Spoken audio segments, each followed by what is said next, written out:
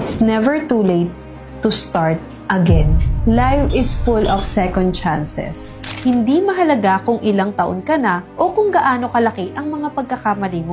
Maraming mga successful na tao ang nagsimula ng late. Si Colonel Sanders ng KFC, sinimulan niya ang empire niya sa edad na 65.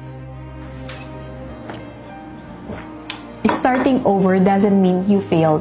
It means you're brave enough to try again. Ang mahalaga ay ang mindset mo. Kung willing kang magbago, mag-adapt at matuto, walang imposible.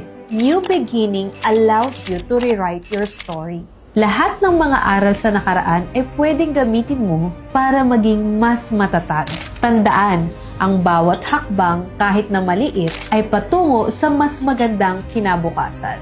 Kung nahihirapan ka man ngayon, isipin mo, ang bagong simula ay isang regalo. Hindi edad o ang pagkakamali ang nagdi-define sa'yo, kundi ang tapang mong magsimula ulit.